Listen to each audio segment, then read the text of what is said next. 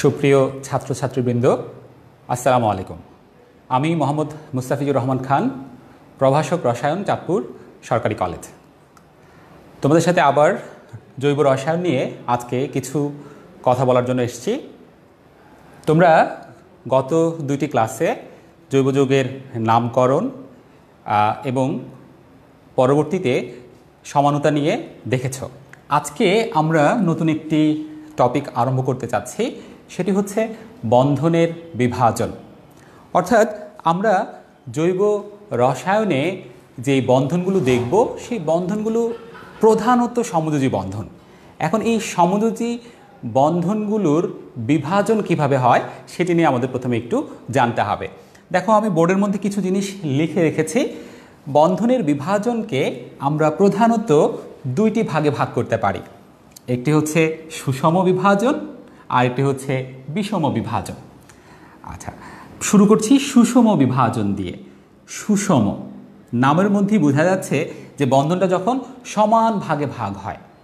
এখন তোমরা নিশ্চয়ই জানো যে যখন কোনো সমযোজী বন্ধন হয় দুইটি পরমাণুর মধ্যে, যদি একটি বন্ধন থাকে, সেই একটি বন্ধনে টোটাল ইলেকট্রন থাকে কয়টি? দুইটি। যেমন আমি একটি উদাহরণ দিই, ধরো মিথেন। এখন এই যে মিথেন, এখানে আমি কার্বন হাইড্রোজেনের প্রতিটির মধ্যে একটি রেখা ড্র করলাম। এই একটি রেখা আসলে দুইটি ইলেকট্রন আছে এটি বোঝায়। আবার আমি যদি এখানে কার্বন ডাই অক্সাইড লিখি, দেখো এখানে এটা সমযোজী যৌগ না, যে কোনো যৌগ হলেও একই কথা।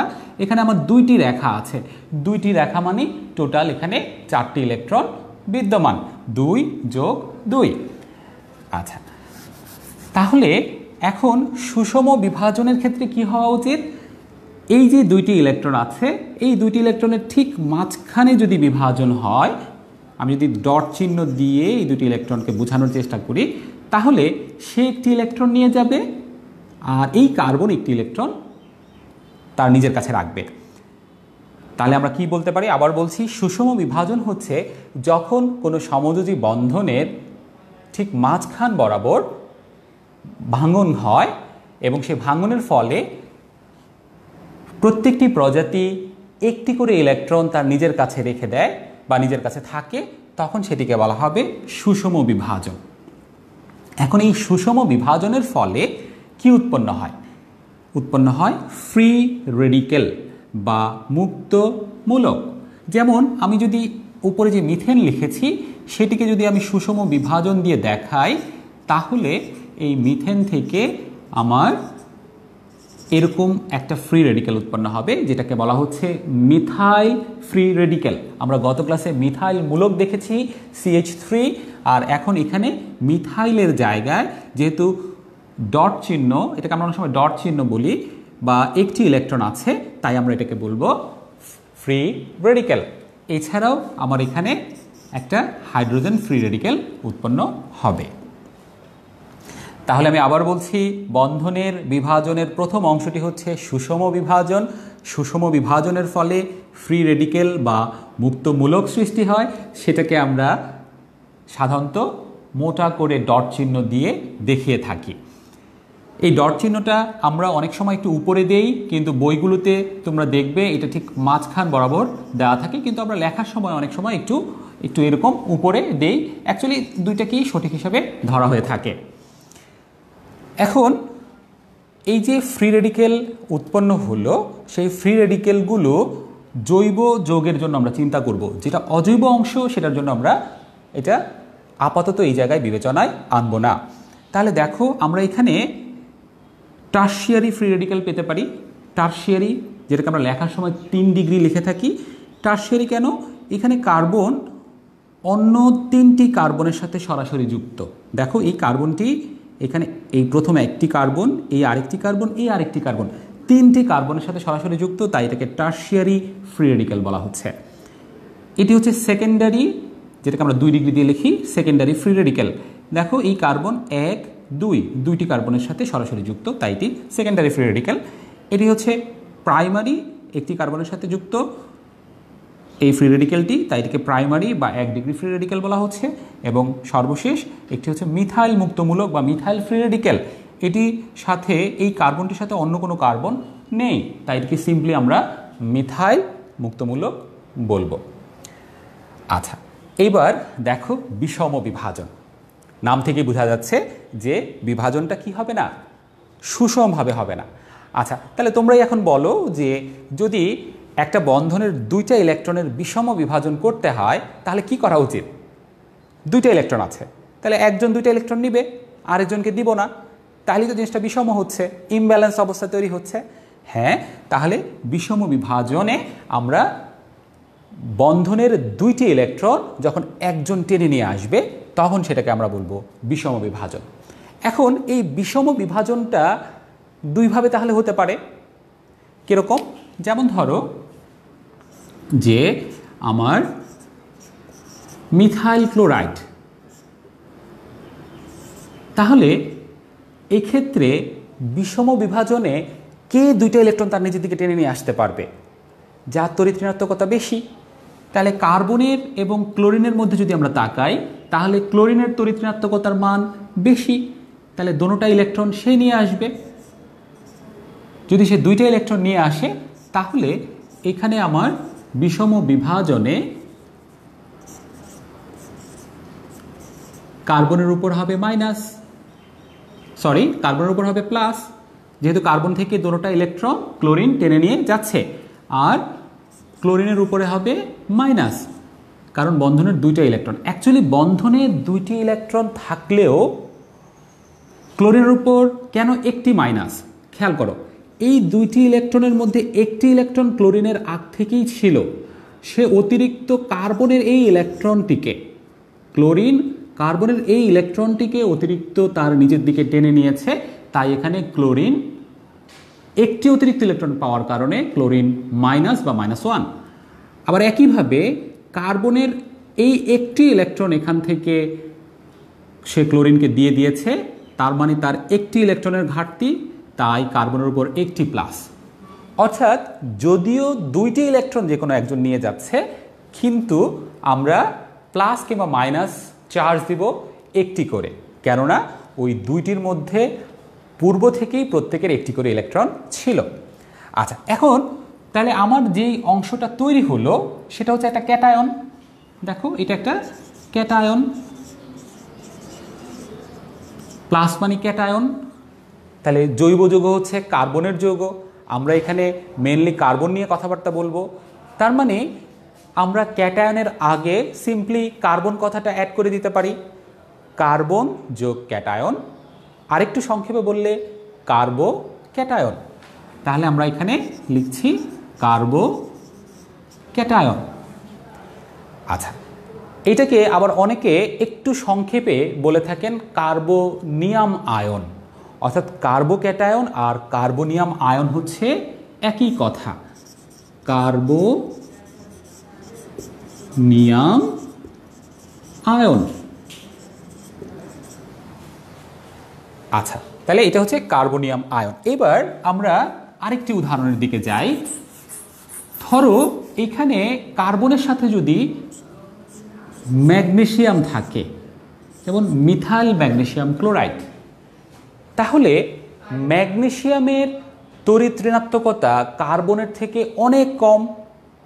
যেহেতু কার্বন থেকে ম্যাগনেসিয়ামের তড়িৎ ঋণাত্মকতা কম, তাই বন্ধনের দুইটি ইলেকট্রনই এখানে কার্বন তার নিচের দিকে নিয়ে আসবে। তাহলে নিয়ে আসলে কি দাঁড়াচ্ছে? কার্বনে আমার এখানে মাইনাস আর বাকিটা প্লাস। বাকি প্লাসটা নিয়ে আমাদের এখানে এখন আপাতত আলোচনা করব না।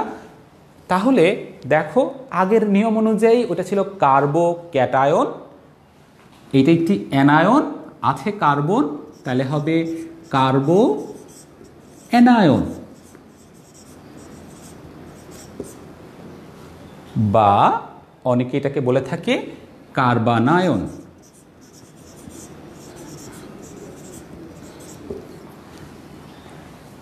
তাহলে আমি কথাটি সামারি করছি।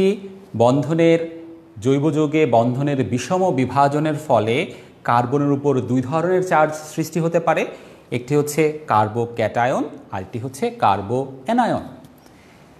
এখন সেই আগের মতো ফ্রি রেডিকেলের যেমন আমরা 3 ডিগ্রি 2 ডিগ্রি 1 ডিগ্রি মিথাইল মুক্তমূলক পেয়েছিলাম, কার্বোক্যাটায়নের ক্ষেত্রেও সেমভাবে আমরা 3 degree carbocation, 2 degree carbocation, 1 degree carbocation এবং মিথাইল কার্বোক্যাটায়ন পেতে পারি।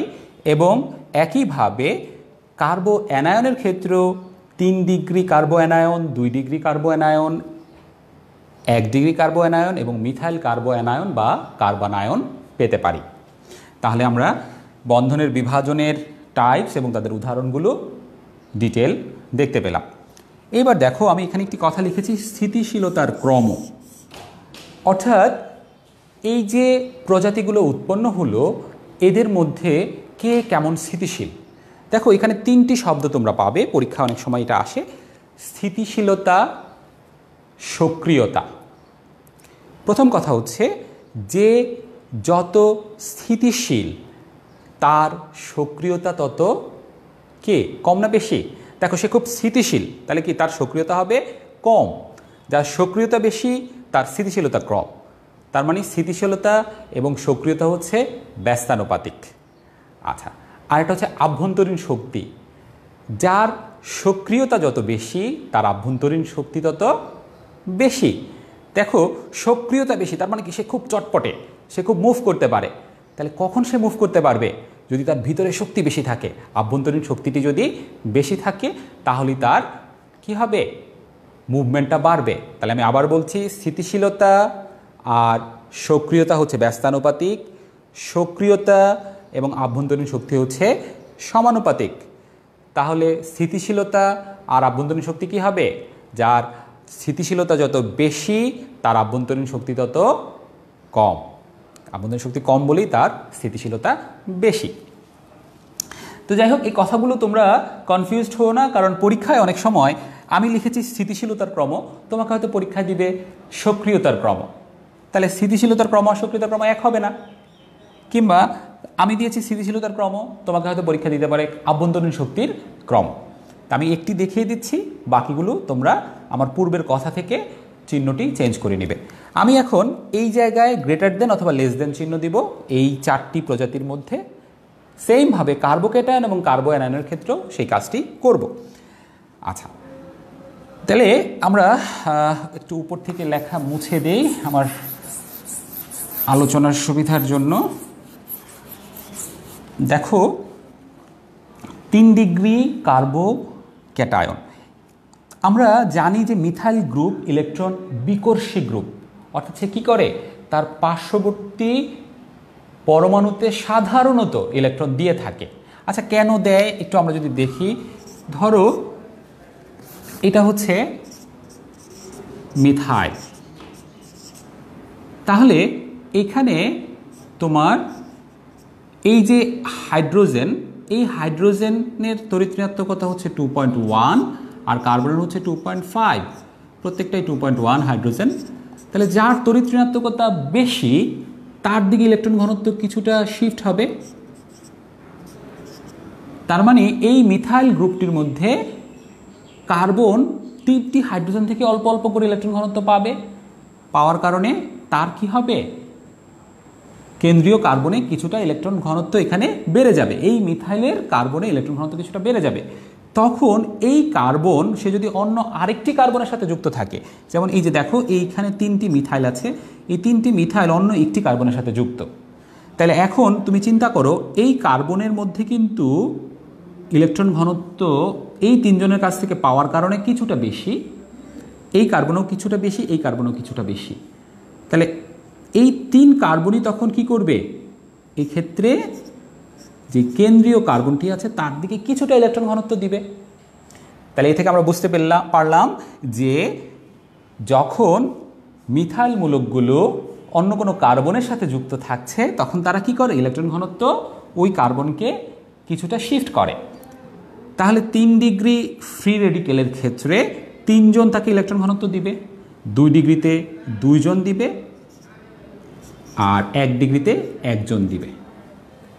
এখন প্রশ্ন হচ্ছে, ইলেকট্রন ঘনত্ব কেন্দ্রীয় কার্বন যদি তার দিকে কিছুটা হেল্প পায় তাহলে এইটা কি তার জন্য পজিটিভ না নেগেটিভ, অর্থাৎ এটা কি তার জন্য সুবিধা বয়ে আনবে নাকি বয়ে আনবে না। তুমি দেখো এখানে সে যখন অন্য কোনো এখানে যদি আমি হাইড্রোজেন ধরে নিই, হাইড্রোজেনের সাথে সে যখন যুক্ত ছিল তখন কিন্তু তার অষ্টক পূর্ণ ছিল, কিন্তু এখন তার কি অবস্থা, 1 2 3, 3টা বন্ধনে টোটাল কয়টা ইলেকট্রন শেয়ার করছে, 3 দুগুণে 6, আর ফ্রি রেডিকেলের এখানে আছে কয়টা, একটা। তাহলে তার টোটাল ইলেকট্রন কয়টা হলো, 6 যোগ 1, 6 যোগ 1 বা 7টা।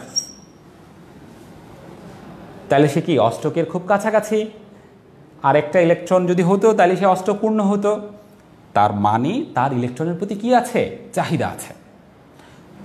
তাহলে কি দাঁড়ালো, যখন সে 3 জনের কাছ থেকে ইলেকট্রন ঘনত্ব পাবে তখন সে কি করবে, সেই ইলেকট্রন ঘনত্বকে স্বাগতম জানাবে, অর্থাৎ তার এটা প্রয়োজন। তাহলে যার ইলেকট্রন দরকার সে যখন ইলেকট্রন পাবে তখন তার স্থিতিশীলতা কি হবে, বাড়বে। আমি অন্যভাবে বলি, ধরো যে তোমার 1 লক্ষ টাকা প্রয়োজন, এখন তুমি তোমার 3 বন্ধুর কাছ থেকে 20,000 টাকা করে পেলে, তাহলে তোমার 3 20 60,000 টাকা পেলে, তখন তোমার কি হবে, তোমার টেনশনটা কিছুটা কমবে, কারণ তোমার 1 লক্ষ টাকা দরকার, তুমি 3 বন্ধুর কাছ থেকে সাপোর্ট পেয়েছো 60,000 টাকা, তার মানে তোমার স্ট্যাবিলিটি বা স্থিতিশীলতা বাড়বে। আবার ধরো তোমার আরেক বন্ধু, তারও 1 লক্ষ টাকা প্রয়োজন, সে তার 2 বন্ধুর কাছ থেকে 20,000 টাকা করে পেল, তাহলে সে 40,000 টাকা পেল, তুমি পেলে 60,000 টাকা, তাহলে কার স্ট্যাবিলিটি বেশি হবে, হ্যাঁ, যে 60,000 টাকা পেল তার স্ট্যাবিলিটি বেশি হবে। তার মানে 3 ডিগ্রি ফ্রি রেডিক্যালের স্থিতিশীলতা ইজ গ্রেটার দেন 2 ডিগ্রি, একইভাবে 2 ডিগ্রি ফ্রি রেডিক্যালের স্থিতিশীলতা ইজ গ্রেটার দেন 1 ডিগ্রি, এবং 1 ডিগ্রি ফ্রি রেডিক্যালের স্থিতিশীলতা ইজ গ্রেটার দেন মিথাইল মূলক, কারণ মিথাইল মূলকের মধ্যে তো কোনো অন্য কোনো মিথাইল গ্রুপই নেই। তাহলে আমরা স্থিতিশীলতার কথাটা বুঝলাম।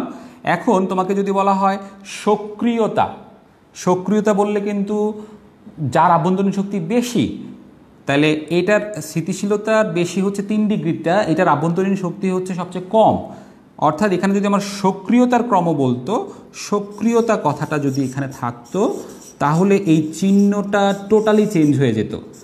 সক্রিয়তার ক্রম থাকলে 3 ডিগ্রির সক্রিয়তা সবচেয়ে কম, তারপর হতো 2 ডিগ্রি, 1 ডিগ্রি, তারপর হতো মিথাইল ফ্রি রেডিক্যাল, এখানে ফ্রি রেডিক্যাল কথাটি হবে। অর্থাৎ আমি একটু ক্লারিফাই করে দিই, 3 ডিগ্রি ফ্রি রেডিক্যাল, FR দিয়ে লিখলাম, 2 degree free radical, 1 degree free radical এবং মিথাইল ফ্রি রেডিক্যাল, এইভাবে হবে। এবার আমরা কার্বোক্যাটায়নের দিকে তাকাই। দেখো কার্বোক্যাটায়নের ক্ষেত্রেও এরা 3 জন তাকে যখন ইলেকট্রন ঘনত্ব দিবে, এখান থেকে সহজেই বোঝা যাচ্ছে যে এখানে কার্বনের ইলেকট্রন ঘনত্ব কম আছে, তার ইলেকট্রনের প্রতি চাহিদা আছে, তার মানে সে এটাকে অ্যাকসেপ্ট করবে। অর্থাৎ ফ্রি রেডিক্যালের জন্য যে সক্রিয়তার ক্রম হবে এখানেও সেম সক্রিয়তার ক্রম হবে, কেননা এইখানে সে ইলেকট্রন ঘনত্বর চাহিদা ছিল, এখানেও তার ইলেকট্রন ঘনত্বের চাহিদা আছে। তাহলে আমি আর কথা বাড়াচ্ছি না, এখানে একই সাইন দিয়ে দিচ্ছে। অর্থাৎ টারশিয়ারি কার্বোক্যাটায়নের স্থিতিশীলতা সেকেন্ডারি কার্বোক্যাটায়নের চেয়ে বেশি, সেকেন্ডারি কার্বোক্যাটায়নের স্থিতিশীলতা আমার প্রাইমারি কার্বোক্যাটায়নের চেয়ে বেশি। এইবার চলে যাই কার্বো অ্যানায়ন। দেখো কার্বো অ্যানায়নের ক্ষেত্রে কিন্তু উল্টা ঘটনা, এইখানে মিথাইল মূলকগুলো ইলেকট্রন ঘনত্ব একইভাবে কার্বনকে দিবে, কিন্তু কার্বনের যেই পরিমাণ ইলেকট্রন ঘনত্ব দরকার তার চেয়ে এখানে বেশি আছে, কারণ সে আগেই অতিরিক্ত টেনে নিয়েছে। তাহলে কি সে আর ইলেকট্রন ঘনত্ব চাইবে না, তাহলে কিন্তু এই ঘটনাটা উল্টা হবে। আমি একটু অন্যভাবে উদাহরণটা দেওয়ার চেষ্টা করি। ধরো যে তোমার খুব ক্লোজ বন্ধুর সাথে দেখা, ঠিক দেখা হওয়ার কিছুক্ষণ আগেই তুমি ধরো রাতে ডিনার করেছো, ডিনার করার পর তার সাথে দেখা হয়েছে, এখন তুমি কিন্তু খাওয়ার মতো অবস্থা নেই। এই মুহূর্তে তোমার বন্ধু যদি তোমাকে জোর করে যে না দোস্ত তোমাকে এখন খেতেই হবে, তখন তোমার কি অবস্থা হবে? তখন সেই বন্ধু তোমাকে সুস্বাদু খাবার অফার করলেও তুমি কিন্তু সেটা তখন খেতে পারবে না, কারণ তুমি এই মাত্রই খেয়েছো। দেখো এখানেও বিষয়টা তাই, এখানে তার ইলেকট্রন ঘনত্ব বেশি আছে, সো তখন সে মিথাইল থেকে ইলেকট্রন ঘনত্ব যদি পায় সেটা কিন্তু তার আসলে কাজে দিবে না, কারণ তখন তার এখানে ইলেকট্রন ঘনত্ব অনেক বেড়ে যাবে। তাহলে সমধর্মী চার্জ পরস্পরকে বিকর্ষণ করে, এখানে প্রচুর ইলেকট্রন ঘনত্ব জমা হবে, তাই তার স্থিতিশীলতাটাই কমে যাবে। তার মানে এখানে লেস দেন চিহ্ন এটি বসাতে হবে। তাহলে এটি হচ্ছে আমার বন্ধনের বিভাজনের ইন ডিটেল আলোচনা। আমার মনে হয় তোমরা বুঝতে পেরেছো, খুব সহজ জিনিস। পরীক্ষা এটি থেকে প্রশ্ন আসে, অবজেক্টিভে আসতে পারে, কিংবা তোমার সিকিউতেও এই বন্ধনের সুষম কিংবা বিষম বিভাজন সংক্রান্ত প্রশ্ন আসতে পারে। এবার আমরা সেকেন্ড আরেকটি জিনিস নিয়ে একটু আলোচনা করতে চাচ্ছি, সেটি হচ্ছে বিকারক। বিকারক যেটাকে ইংরেজিতে বলা হয় রিয়েজেন্ট। এই বিকারক জিনিসটা দুই প্রকার, একটা হচ্ছে ইলেকট্রন আকর্ষী,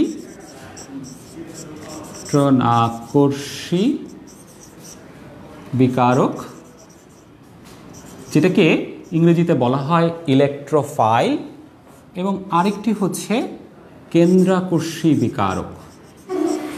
কেন্দ্রাকর্ষী বিকারক, যেটাকে ইংরেজিতে বলা হয় নিউক্লিওফাইল। আচ্ছা, ইলেকট্রন আকর্ষী বিকারক নামের মধ্যে দেখো ক্লু আছে, ইলেকট্রন আকর্ষী, অর্থাৎ ইলেকট্রনের প্রতি যার আকর্ষণ কাজ করে। আচ্ছা, এখন কথা হচ্ছে কার ইলেকট্রনের প্রতি আকর্ষণ কাজ করবে? যার ইলেকট্রন ঘনত্ব কি আছে? কম আছে। এখন এই ইলেকট্রন আকর্ষী বিকারকটাকে আবার দুই ভাগে ভাগ করা যায়। একটি হচ্ছে ধনাত্মক চার্জযুক্ত,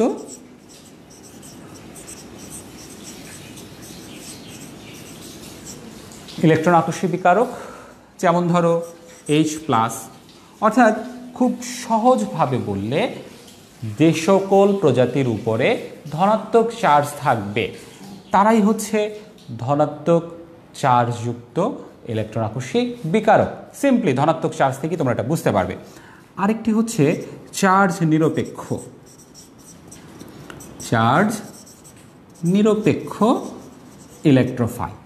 নামের মধ্যে ক্লু আছে, চার্জ নিরপেক্ষ, অর্থাৎ তার মধ্যে কি নাই? কোনো চার্জ নাই, পজিটিভ কিংবা নেগেটিভ চার্জ নাই, কিন্তু তার ইলেকট্রনের প্রতি চাহিদা আছে। যেমন ধরো BF3, বোরন ট্রাইফ্লোরাইড।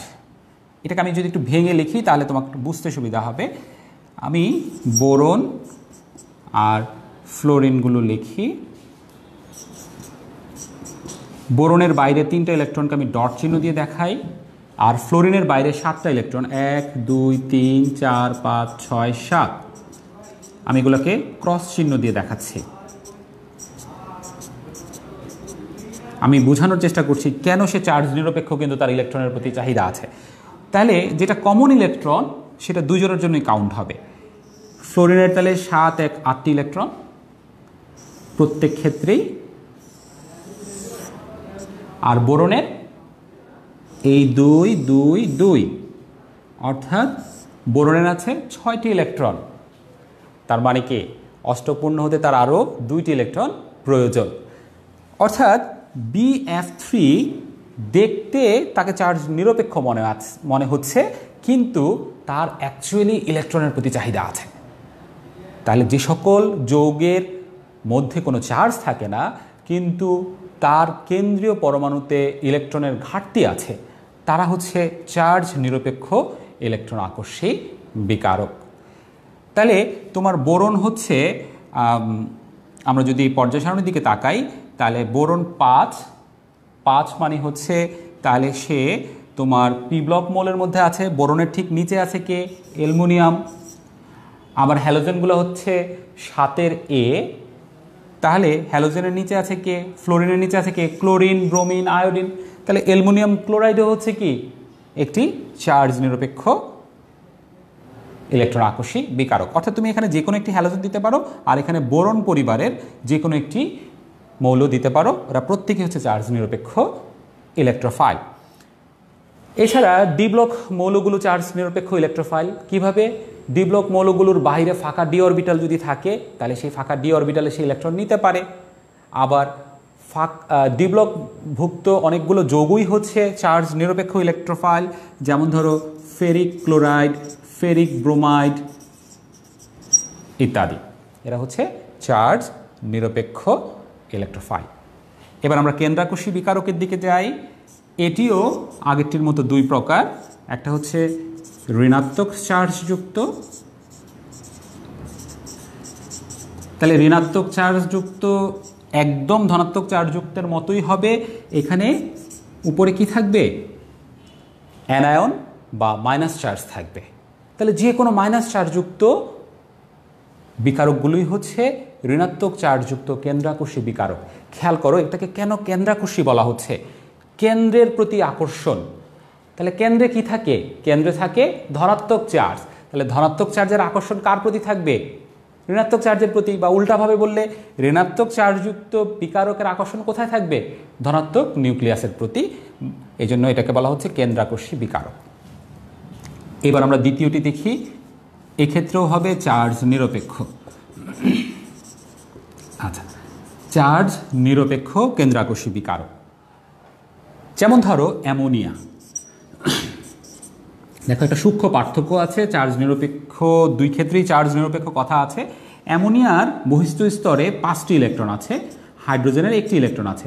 হাইড্রোজেনগুলোকে আমি ক্রস চিহ্ন দিয়ে এবং নাইট্রোজেনের গুলোকে আমি ডট চিহ্ন দিয়ে যদি দেখাই, তাহলে দেখো হাইড্রোজেনের বহিস্থ স্তর নিকটস্থ হিলিয়ামের মতো হয়েছে 2 2 2, আর নাইট্রোজেনের দেখো 2 4 6 এবং এই যে অতিরিক্ত 2টি ইলেকট্রন আছে 8টা ইলেকট্রন। এখন তুমি বলতে পারো যে স্যার এখানে তো 8টা ইলেকট্রনই আছে, কমও নাই বেশিও নাই, কিন্তু খেয়াল করো এই যে নাইট্রোজেনের উপরে যে 2টা ইলেকট্রন আছে সে কিন্তু এই 2টা ইলেকট্রন কারোর সাথে শেয়ার করে নাই, তার মানে তার মধ্যে এগুলো অতিরিক্ত আছে। এইখানে যেমন সায়ানাইডে আমরা স্পষ্টত দেখতে পাচ্ছি ইলেকট্রন অতিরিক্ত আছে, অ্যামোনিয়ার ক্ষেত্রেও কিন্তু অতিরিক্ত ইলেকট্রন আছে, যেটাকে আমরা বলছি মুক্তজোড় ইলেকট্রন। এই মুক্তজোড় ইলেকট্রনগুলো থাকার কারণে এটাকে বলা হচ্ছে চার্জ নিরপেক্ষ কেন্দ্রাকর্ষী বিকারক, কারণ এই ইলেকট্রনগুলো দিয়ে সে কোনো জৈব যৌগের কেন্দ্রের মধ্যে গিয়ে অ্যাটাক করতে পারবে। আবার তোমরা জানো যে যাদের মুক্তজোড় ইলেকট্রন থাকে তাদেরকে কি বলা হয়? লিগ্যান্ড বলা হয়। তাইলে আমরা বলতে পারি যে যে কোনো চার্জ নিরপেক্ষ লিগ্যান্ড প্রত্যেকেই হচ্ছে চার্জ নিরপেক্ষ কেন্দ্রাকর্ষী বিকারক, অর্থাৎ মুক্তজোড় থাকলেই হবে। তাহলে যেমন ধরো আরেকটা লিখি, পানি। পানির মধ্যেও আমার অক্সিজেনে 4টা বা 2 জোড়া মুক্ত ইলেকট্রন আছে। তাহলে এই হচ্ছে আমার ইলেকট্রন আকর্ষী বিকারক এবং কেন্দ্রাকর্ষী বিকারকের খুব সংক্ষেপে আলোচনা। তোমাদের এখানে বাসায় প্র্যাকটিস করতে হবে। আমি একটু ছোট্ট করে পাই বন্ধনযুক্ত যৌগের ক্ষেত্রে বলতে চাচ্ছি, যেমন ধরো সালফার ডাইঅক্সাইড, এটা যদি একটা বিকারক হয়, এখানে পাই বন্ধন আছে। আবার যেমন ধরো যে ইথিলিন, এটা যদি একটা বিকারক হয়। সাধারণত ইথিলিন বিকারক হয় না, যদি ইথিলিন বিকারক হয় তখন কি হবে? এখানেও পাই বন্ধন আছে, এখানেও পাই বন্ধন আছে। পাই বন্ধনের ক্ষেত্রে টেকনিকটা হচ্ছে প্রান্তীয় পরমাণুর তড়িৎ ঋণাত্মকতা দেখতে হবে। এখানে সালফারের চেয়ে অক্সিজেনের তড়িৎ ঋণাত্মকতার মান বেশি, তাই যখন অক্সিজেন তার নিজের দিকে ইলেকট্রন ঘনত্ব টেনে নিবে তখন সালফারের মধ্যে কিন্তু ইলেকট্রন ঘনত্ব কমে যাবে। আর যেহেতু এটা প্লাসের মতো তৈরি হচ্ছে তাই এটা হচ্ছে ইলেকট্রন আকর্ষী বিকারক। আর এখানে দেখো ইথিলিনের ক্ষেত্রে পাই বন্ধন আছে 2টি কার্বনের মধ্যে, তাহলে কার্বন 2টিরই তড়িৎ ঋণাত্মকতা সমান, এখানে কেউ ইলেকট্রন টানাটানি করবে না। তাহলে এই যে পাই ইলেকট্রনটা, এখানে যে পাই বন্ধনটা আছে, এই পাই বন্ধনের ইলেকট্রনটা সে আরেকজনকে দিতে পারবে, অর্থাৎ এটি তার মধ্যে অতিরিক্ত থেকে যাচ্ছে। তাই এটি হচ্ছে চার্জ নিরপেক্ষ কেন্দ্রাকর্ষী বিকারক। তাহলে আমার মনে হয় বোঝা গিয়েছে যে পাই বন্ধন থাকলে একটু জটিলতা আছে, সেই ক্ষেত্রে আমাকে প্রান্তীয় পরমাণুর দিকে তাকাতে হবে, অথবা পাই বন্ধনটা যেই 2টি পরমাণুর মধ্যে আছে সেখানে তাকাতে হবে। আজকের শেষ কথা, যে আমরা যে বিকারক নিয়ে কথা বললাম, এই বিকারকটার আসলে ফাংশনটা কি, জৈব যৌগের কাজ কি? তোমরা একটা কথা অনেক জায়গায় দেখবে, সেটা হচ্ছে সাবস্ট্রেট প্লাস রিয়েজেন্ট বা বিকারক ইকুয়াল টু হচ্ছে product plus by product by product সবসময় থাকে না, ইফ এনি অর্থাৎ যদি থাকে। দেখো আমরা যে কোনো অর্গানিক কম্পাউন্ডের অর্গানিক বিক্রিয়াগুলোকে আমরা এই কমন একটি কথা দিয়ে প্রকাশ করতে পারি। মূল যে জৈব যৌগ সেটিকে আমরা বলবো সাবস্ট্রেট, তার সাথে আসবে বিকারক বা রিয়েজেন্ট, সেটি হতে পারে ইলেকট্রন আকর্ষী অথবা কেন্দ্র আকর্ষী।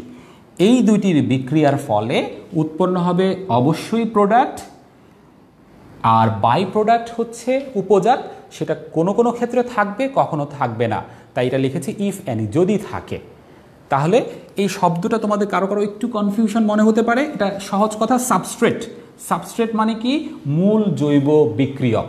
মূল জৈব বিক্রিয়ককে আমরা সাবস্ট্রেট বলবো। তাহলে এই যে বিকারকের যে কথাটি বললাম, এই বিকারক আসলে বিক্রিয়া করবে সাবস্ট্রেটের সাথে।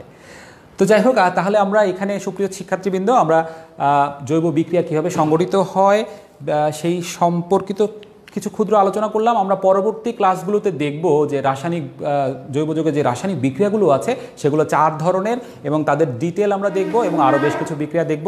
তোমাদের যদি কারো কোনো প্রশ্ন থাকে অবশ্যই তোমরা কমেন্ট সেকশনে প্রশ্ন করবে, আমি ইনশাল্লাহ প্রশ্নগুলোর উত্তর দেওয়ার চেষ্টা করব। তো সবাই বাসায় থেকো, ভালো থেকো। আজকে আমি মোহাম্মদ মুস্তাফিজুর রহমান খান এখানেই বিদায় নিচ্ছি। আসসালামু আলাইকুম।